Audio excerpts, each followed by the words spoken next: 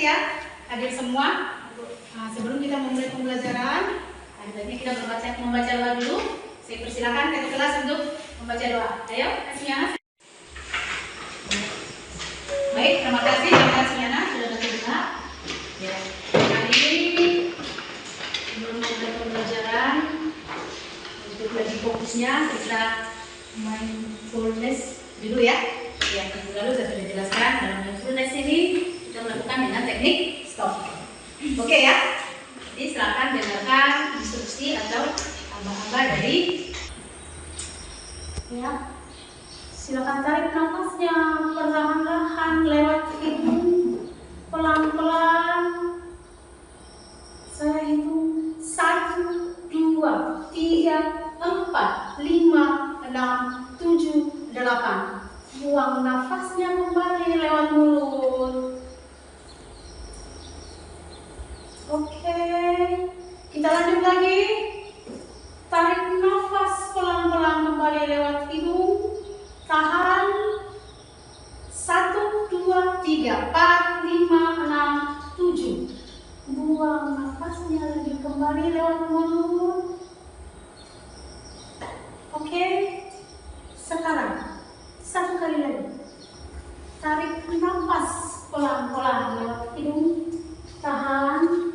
1, 2, 3, 4, 5, 6. Buang nafasnya lewat mulut. Oke. Sekarang buka matanya, boleh sekarang buka matanya. Amati apa yang ada di sekitar kita. Baik itu positif, negatif, baik itu sumber dari kita maupun dari orang lain. Amati apa yang terjadi pada tubuh kita dan bagaimana perasaan.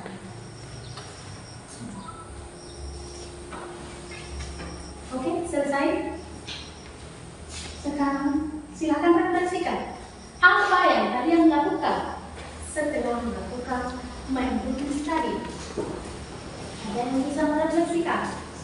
Oke, silakan lihat. Yang saya rasakan udara hangat yang dihirup melalui hidung dan dikeluarkan melalui mulut. Iya. Oke, mungkin masih ada yang lain. Pikiran lebih tenang, rileks. Pikiran lebih tenang dan lebih rileks. Oke, masih ada yang lain? Sudah cukup? Jadi intinya perasaan setelah melakukan mindfulness nyaman dan lebih rileks dan ada sensasi rasa hangat ya pada saat menghirup udara lewat hidung. Baik, artinya kita akan bisa lebih fokus dalam belajar. Sekarang siap ya? Untuk selanjutnya sebelum masuk pembelajaran, menambah semangat kita untuk belajar. Kita bahasa Indonesia. Mari berbahasa Indonesia. Kita dan mari berbahasa Indonesia. Oke, 1 kali lagi atau 2 kali lagi? 2 kali lagi. 2 kali lagi. Oke, 1 kali lagi. Saya cinta bahasa Indonesia. Mari berbahasa Indonesia. Cinta dan mari berbahasa Indonesia. Oke, 1 kali lagi ya. Saya cinta bahasa Indonesia. Mari berbahasa Indonesia. Cinta dan mari berbahasa Indonesia. Oke, luar biasa. Silakan dulu. Bagaimana lagi perasaannya kembali setelah ice breaking? Semangat, semangat. Oke, semangat ya. Iya. Hari ini kita akan belajar materi tentang karya ilmiah. Namun sebelumnya, Ibu mau tahu dulu apa yang kalian tahu atau ketahui tentang karya ilmiah? Oke, kesini lagi. Silakan. Karya ini adalah karya tulis yang telah dibuat untuk pemenuhan suatu masalah. Ini luar biasa.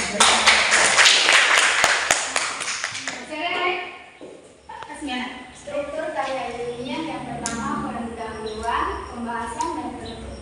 Iya, sudah paham struktur dan pengertian. Oke, kita akan melanjutkan pembelajaran. Namun sebelumnya, masih ingat keyakinan kelas? Saya mau ada yang membacakan keyakinan kelas kita hari ini. pertama, mengucapkan salam dan meminta izin jika hendak masuk atau keluar kelas. Kedua, masuk kelas tepat waktu.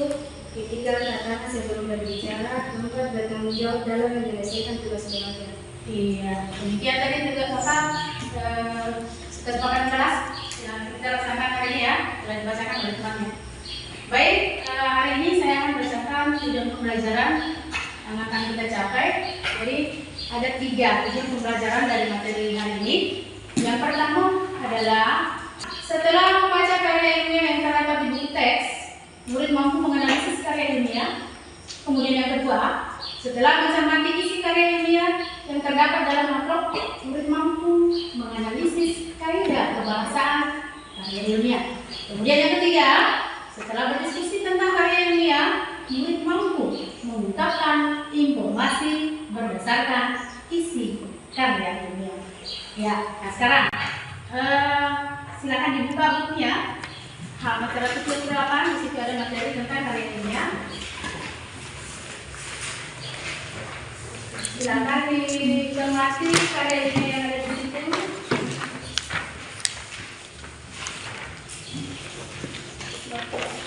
Ya, sudah didapat.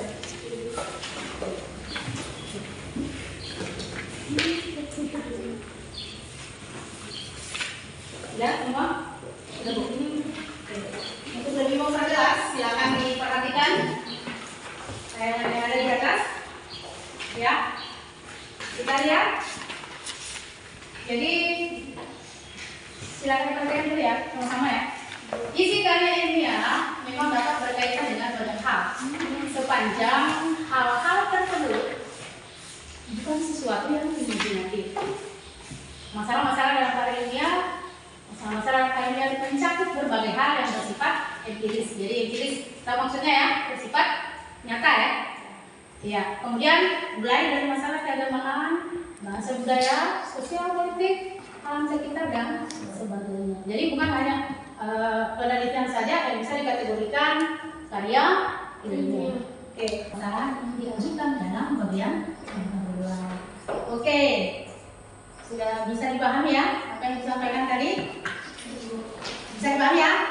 Oke, sekarang tugas kalian adalah mengerjakan tugas dalam kelompok. Jadi juga kita sudah bahas, sudah bagi kelompoknya ya. Tugas kalian nanti mengerjakan tugas yang ada dalam amplop ini, ya. Dalamnya sudah ada petunjuk.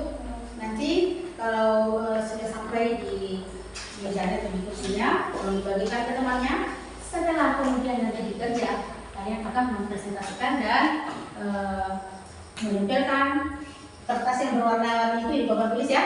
Kemudian yang lain yang memang hanya bisa menjelaskan melalui tulisannya, bisa juga begitu pun yang menggambar. Ya seperti itu ya, bisa dipahami ya. Sekarang saya persilakan kelompok 1 untuk ke depan mengambil amplopnya. Ya, kelompok 2 siapa ayo? Siapa yang maju cerita? Silakan. Kelompok 2 ya? Oke. Silakan. Kelompok 3 siapa? Oh ya, kelompoknya Dina ya. Ayo. Ya, silakan kedepannya. Tunggu ya, saya bacakan.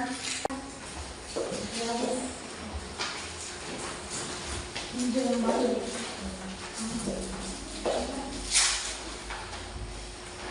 Nanti bisa menggambar ya. Oh iya.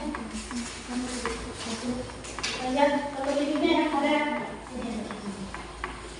Sini kertasnya ada. Oh ini kertas saya kalau.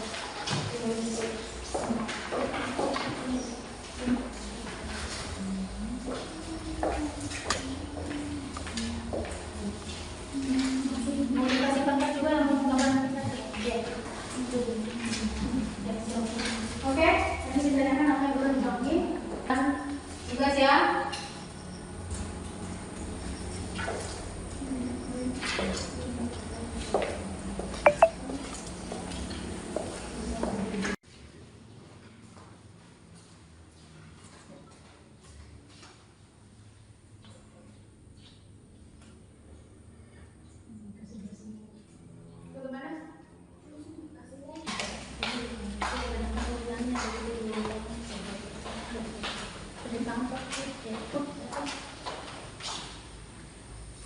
Konfirmasi ya, nanti bisa memberikan tanggapan. Oke?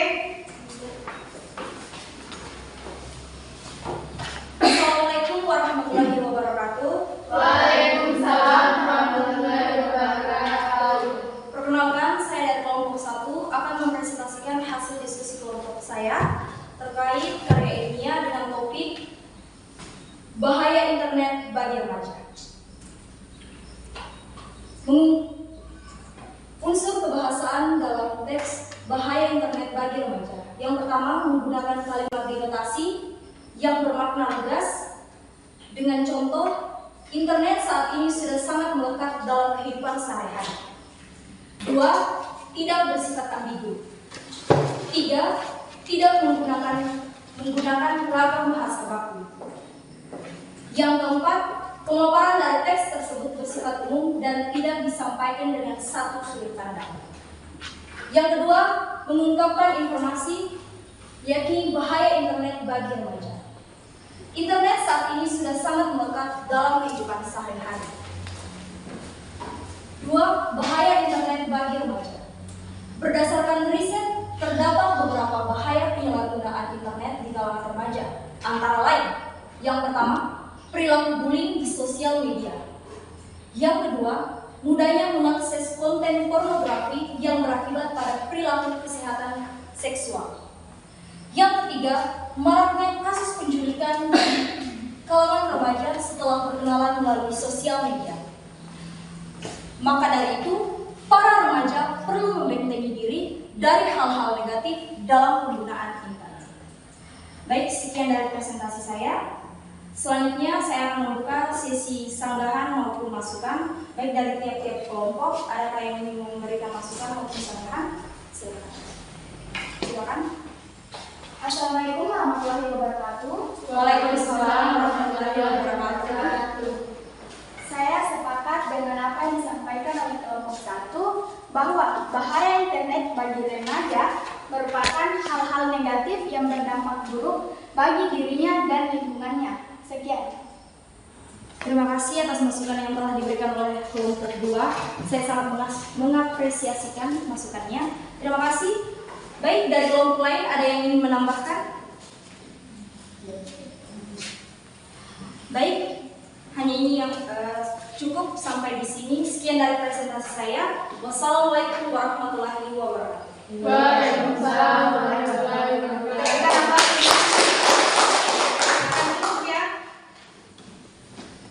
Ya, selanjutnya dari kelompok 2, saya persilakan untuk mempresentasikan hasil kerja kelompoknya ya.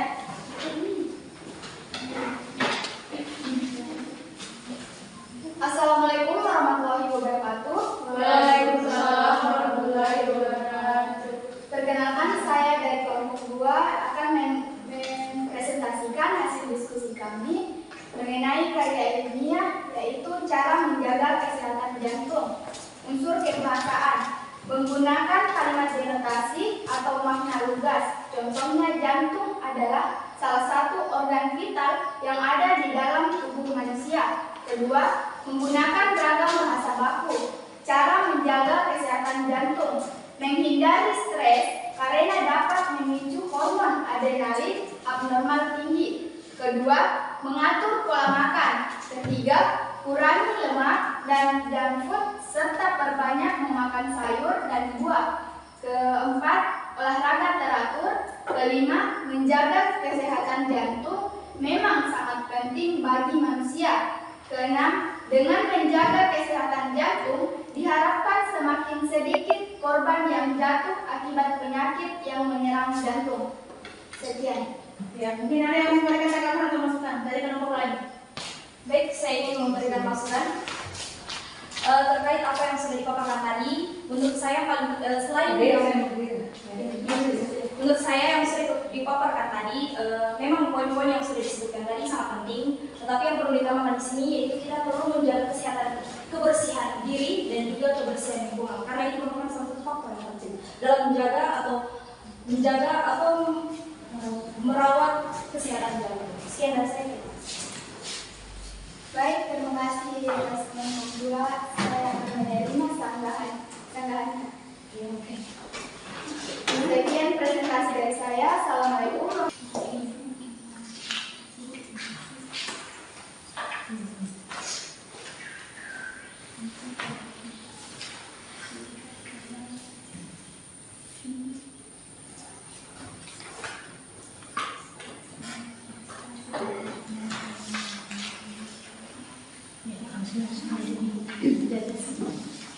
Nah, sudah selesai. Jadi buku ini.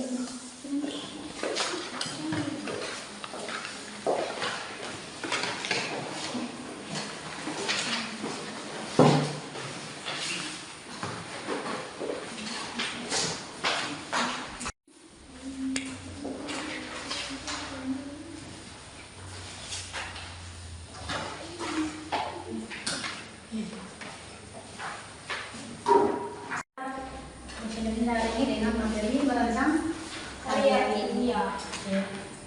Dari materi yang kita pelajari tadi, apa yang bisa kita simpulkan dari pembelajaran hari ini? Mungkin ada yang bisa berikan kesimpulan? Oh ya, silakan. Tidak. Silakan. Pada kesimpulan hari ini, kita dapat mengetahui struktur karya ilmiah yang dimana terdiri dari pendahuluan, pembahasan, simpulan, dan penutup atau penutup. Kita juga dapat mengambil informasi berdasarkan isi karya ilmiah dan mengetahui kaidah kebahasaan yang ada pada karya ilmiah. Sekian. Iya. Jadi kesimpulannya kita dapat menganalisis atau mengetahui kira-kira pembahasan yang ada pada ilmiah, kemudian dapat mengetahui bagian-bagian karya ilmiah. Kemudian tadi yang terakhir dapat mengungkapkan informasi yang ada pada karya ilmiah. Oke, sekarang kita refleksi dari pembelajaran tadi. Bagian mana yang paling menarik? Waktu bagian melakukan teknik stop. Oh, melakukan tadi stop. Oke, apa lagi dalam pembelajaran tadi ini ya? Waktu mempresentasikan. Waktu mempresentasikan hasil kerja kelompoknya ya? Iya, oke. Oke, pelajaran di sana yang hampir selesai dan kalian bisa memahami materi yang disampaikan. Luar biasa ya. Dan saya kira sebelum kita menutup, saya sampaikan materi selanjutnya masih terkait dengan karya ilmiah, tetapi kita akan masuk di karya menulis karya ilmiah. Oke, bisa dipahami ya? Nanti ada di halaman 128, boleh dibuka memang kalau sampai di rumahnya ya. Baik, sebelum kita menutup pembelajaran hari ini atau mengakhirinya, kita membaca doa dulu. Kembali, saya persilakan ketua kelas untuk membaca doa. Sebelum mengakhiri pembelajaran, marilah kita bersama-sama berdoa sesuai agama dan keyakinan kita masing-masing. Doa dimulai.